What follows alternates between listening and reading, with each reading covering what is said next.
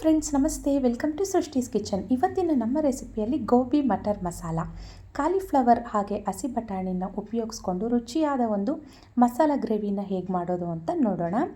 ಚಪಾತಿಗೆ, ಪೂರಿಗೆ, ದೋಸೆಗೆ ಅಥವಾ ವೈಟ್ ರೈಸ್ಗೆ ತುಂಬ ಟೇಸ್ಟಿಯಾಗಿರುತ್ತೆ. ಲಂಚ್ ಬಾಕ್ಸ್ಗೂ ಸಹ ಚಪಾತಿ ಹೊಟ್ಟಿಗೆ ತಿನ್ನಲಿಕ್ಕೆ ತುಂಬ ರುಚಿ ಇರುತ್ತೆ. ಸೊ ಹಾಗಿದ್ರೆ ಇದರ ತಯಾರಿ ವಿಧಾನವನ್ನು ನೋಡೋಣ. ಫ್ರೆಂಡ್ಸ್, ಈ ರೆಸಿಪಿನ ಮಾಡಲಿಕ್ಕೆ ನಾನಿಲ್ಲಿ ಒಂದು ದೊಡ್ಡ ಕಾಲಿಫ್ಲವರಲ್ಲಿ ಅರ್ಧ ಭಾಗವನ್ನು ಯೂಸ್ ಮಾಡ್ಕೊಳ್ತಿದ್ದೀನಿ. ಈ ರೀತಿ ಮೀಡಿಯಮ್ ಸೈಜ್ ಆಗಿ ಕಟ್ ಮಾಡಿ ಒಂದು ಬೌಲ್ಗೆ ಹಾಕಿ ಇದನ್ನು ಬಿಸಿ ನೀರಲ್ಲಿ ಕ್ಲೀನ್ ಮಾಡ್ಕೊಳ್ಳಿ. ಯಾಕಂದರೆ ಇದರಲ್ಲಿ ಗ್ರೀನ್ ಕಲರ್ಗೂ ಚಿಕ್ಕ ಚಿಕ್ಕ ಹುಳು ಇರುತ್ತೆ ಈ ಗೋಬಿಯಲ್ಲಿ. ಸೊ ಕಟ್ ಮಾಡೋವಾಗಲೇ ನೀವು ಒಮ್ಮೆ ಚೆಕ್ ಮಾಡ್ಕೊಳ್ಳಿ. ನಂತರ ಈ ರೀತಿ ಬಿಸಿ ನೀರು ಒಂದು ಸ್ವಲ್ಪ ಉಪ್ಪಿನೊಟ್ಟಿಗೆ ಒಂದು 2 ನಿಮಿಷ ಬಿಟ್ಟು ನಂತರ ಇದನ್ನು ಒಂದು ತೂತ್ ಬಟ್ಲಿಗೆ ಹಾಕ್ಬಿಡಿ. ಆ ನೀರೆಲ್ಲ ಇಳಿದೋಗುತ್ತೆ. ಹಾಗೆಯೇ 1 ಕಪ್ಪಷ್ಟು ಹಸಿ ಬಟಾಣಿಯನ್ನು ತೆಗೆದುಕೊಳ್ತಾ ಇದ್ದೀನಿ. ಇದಕ್ಕೆ ನಾನು ಈಗ ಒಂದು ಮಸಾಲ ಪೇಸ್ಟ್ ರೆಡಿ ಮಾಡ್ಕೊಳ್ಳೋಣ. ಮೊದಲಿಗೆ ದೊಡ್ಡದೊಂದು ಮಿಕ್ಸಿ ಜಾರ್ ತೆಗೆದುಕೊಂಡು ಇದಕ್ಕೆ ನಾನು 2 ಈರುಳ್ಳಿನ ಹಾಕ್ಕೊಳ್ತಿದ್ದೀನಿ, 1 ಬೆಳ್ಳುಳ್ಳಿ, 1 ಇಂಚಷ್ಟು ಹಸಿ ಶುಂಠಿ, ಹಾಗೆಯೇ 1 ಟೇಬಲ್ ಸ್ಪೂನಷ್ಟು ಕಾಯಿ ತುರಿ ಇಷ್ಟ ಇಲ್ಲ ಅಂದರೆ ಈ ಜಾಗದಲ್ಲಿ ಒಂದು 5 ರಿಂದ 6 ಗೋಡಂಬಿನ ನೀವು ಸೇರಿಸ್ಕೋಬೋದು. ಈಗ ಇದನ್ನು ಒಂದು ಪೇಸ್ಟ್ ಮಾಡಿಟ್ಕೊಳ್ಳಿ. ಈಗ ಇನ್ನೊಂದು ಚಿಕ್ಕ ಜಾರ್ಗೆ ಚೆನ್ನಾಗಿ ಹಣ್ಣಾಗಿರೋ ಅಂಥದ್ದು 2 ಟೊಮೆಟೊನ ಸೇರಿಸ್ಕೊಂಡು ಈ ರೀತಿಯಾಗಿ ಸಪ್ರೇಟಾಗಿ ನೀವು ಪೇಸ್ಟನ್ನು ಮಾಡಿ ಪಕ್ಕಕ್ಕಿಟ್ಕೊಳ್ಳಿ. ಈಗ ಒಗ್ಗರಣೆಗೆ ಸ್ಟವ್ ಮೇಲೆ ಒಂದು ಬಾಣಲಿ ಇಟ್ಟು 1 ಟೇಬಲ್ ಸ್ಪೂನಷ್ಟು ನಾನು ಎಣ್ಣೆಯನ್ನು ಸೇರಿಸ್ಕೊಳ್ತಿದ್ದೀನಿ. ಎಣ್ಣೆ ಚೆನ್ನಾಗಿ ಬಿಸಿ ಆದಮೇಲೆ ಮೊದಲಿಗೆ ಕಾಲಿಫ್ಲವರ್ನ ನಾವು ಹಾಕಿ ಸ್ವಲ್ಪ ಫ್ರೈ ಮಾಡ್ಕೋಬೇಕಾಗತ್ತೆ. ಈ ರೀತಿಯಾಗಿ ಕಾದಿರೋವಂಥ ಎಣ್ಣೆಗೆ ಕಾಲಿಫ್ಲವರ್ ಹಾಕಿ ಮೊದಲಿಗೆ ಸ್ವಲ್ಪ ಚೆನ್ನಾಗಿ ಎಲ್ಲ ಫ್ರೈ ಮಾಡ್ಕೊಳ್ಳಿ. ಸ್ಟವ್ ಕಡಿಮೆ ಹುರಿಯಲ್ಲಿಟ್ಕೊಂಡು ಇದನ್ನೆಲ್ಲ ಫ್ರೈ ಮಾಡಿಕೊಂಡು, ತೀರಾ ಫ್ರೈ ಆಗಬೇಕು ಅಂತ ಎಲ್ಲ ಏನಿಲ್ಲ, ಒಂದು 2 ನಿಮಿಷ ಫ್ರೈ ಮಾಡಿಕೊಂಡ್ರೆ ಅದರದ್ದು ಬಣ್ಣ ಈ ರೀತಿಯಾಗಿ ಚೇಂಜ್ ಆಗುತ್ತೆ. ಈಗ ಇದನ್ನು ಒಂದು ಪ್ಲೇಟ್ಗೆ ಪಕ್ಕಕ್ಕೆ ತೆಗೆದಿಟ್ಕೊಂಡು ಪುನಃ ಅದೇ ಬಾಣಲಿಗೆ ಇನ್ನೊಂದು ಟೇಬಲ್ ಸ್ಪೂನಷ್ಟು ಎಣ್ಣೆಯನ್ನು ಸೇರಿಸ್ಕೊಳ್ಳಿ. ಎಣ್ಣೆ ಬಿಸಿ ಆದಮೇಲೆ 1 ಸ್ಪೂನಷ್ಟು ಜೀರಿಗೆ, 1 ಪಲಾವ್ ಎಲೆ, ಒಂದು ಸ್ವಲ್ಪ ಚಕ್ಕೆ ಲವಂಗನ ನಾವು ಈ ಬಿಸಿಯಾದ ಎಣ್ಣೆಗೆ ಸೇರಿಸ್ಕೊಂಡು ನಂತರ ಇದಕ್ಕೆ ಮೊದಲಿಗೆ ರುಬ್ಬಿಟ್ಕೊಂಡಿರೋ ಅಂಥ ಈರುಳ್ಳಿ ಪೇಸ್ಟ್ ಇದೆ ಅಲ್ವಾ, ಅದನ್ನು ಸೇರಿಸ್ಕೋಬೇಕು. ನಾನಿಲ್ಲಿ ಜೀರಿಗೆ ಚಕ್ಕೆ ಲವಂಗ ಹಾಕೋ ಅಂಥ ವಿಡಿಯೋ ಕ್ಲಿಪ್ಪು ಮಿಸ್ ಆಗಿದೆ, ಸಾರಿ ಫ್ರೆಂಡ್ಸ್.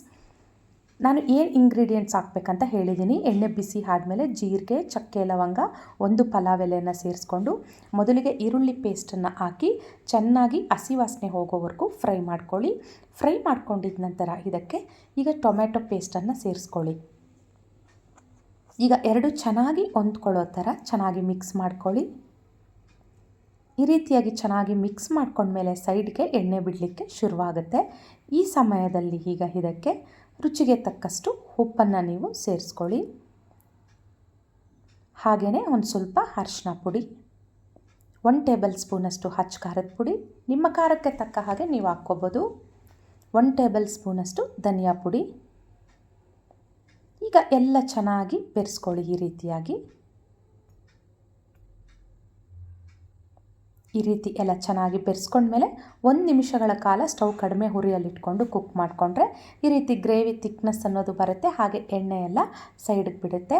ಈ ಸಮಯದಲ್ಲಿ ಇದಕ್ಕೆ ಮೊದಲಿಗೆ ಹಸಿ ಬಟಾಣಿಯನ್ನು ಸೇರಿಸ್ಕೊಳ್ಳಿ.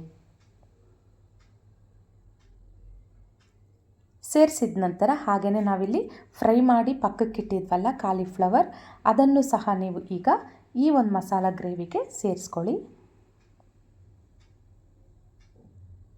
ಈಗ ಇದಕ್ಕೆ ಚೆನ್ನಾಗಿ ಉಪ್ಪು ಖಾರ ಎಲ್ಲ ಹಿಡಿಯೋ ಥರ 1 ನಿಮಿಷಗಳ ಕಾಲ ಇದನ್ನೆಲ್ಲ ಚೆನ್ನಾಗಿ ಬೆರೆಸ್ಕೊಳ್ಳಿ ಈ ರೀತಿ. ನಂತರ ಲಿಡ್ ಕ್ಲೋಸ್ ಮಾಡಿಟ್ಟು ಸ್ಟವ್ ಕಡಿಮೆ ಹುರಿಯಲ್ಲಿಟ್ಕೊಂಡು 1 ರಿಂದ 2 ನಿಮಿಷಗಳ ಕಾಲ ಚೆನ್ನಾಗಿ ಕುಕ್ ಮಾಡ್ಕೊಳ್ಳಿ. ಈಗ ಲಿಡ್ ಓಪನ್ ಮಾಡ್ತಾ ಇದ್ದೀನಿ. ಈ ಸಮಯದಲ್ಲಿ ನಾವು ಇದಕ್ಕೆ ನೀರನ್ನು ಸೇರಿಸ್ಕೋಬೇಕು. ನಾನಿಲ್ಲಿ ಒಂದು ದೊಡ್ಡ ಲೋಟದಲ್ಲಿ 1 ಲೋಟದಷ್ಟು ನೀರನ್ನು ಇದಕ್ಕೆ ಹಾಕ್ಕೊಳ್ತಾ ಇದ್ದೀನಿ. ಬಟಾಣಿ ಮತ್ತು ಕಾಲಿಫ್ಲವರ್ ಬೇಯಲಿಕ್ಕೆ ಹೆಚ್ಚಿನ ಸಮಯ ಏನು ತೆಗೆದುಕೊಳ್ಳೋದಿಲ್ಲ, ಹಾಗಾಗಿ ನೋಡಿಕೊಂಡು ನೀವು ನೀರನ್ನು ಹಾಕ್ಕೊಳ್ಳಿ. ಈಗ ಉಪ್ಪು ಖಾರ ಎಲ್ಲ ಒಮ್ಮೆ ಚೆಕ್ ಮಾಡ್ಕೊಳ್ಳಿ, ಎಲ್ಲ ಕರೆಕ್ಟ್ ಇದೆಯಾ ಅಥವಾ ಏನಾದರೂ ಹೆಚ್ಚು ಕಡಿಮೆ ಆಗಿದ್ದರೆ ಅಡ್ಜಸ್ಟ್ ಮಾಡ್ಕೊಳ್ಳಿ ಈ ಒಂದು ಹಂತದಲ್ಲಿ.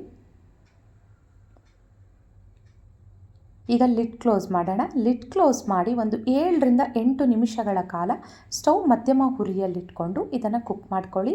ಮಧ್ಯದಲ್ಲಿ ಒಮ್ಮೆ ಕಲಿಸ್ಕೊಳ್ತಾ ಇರ್ರಿ.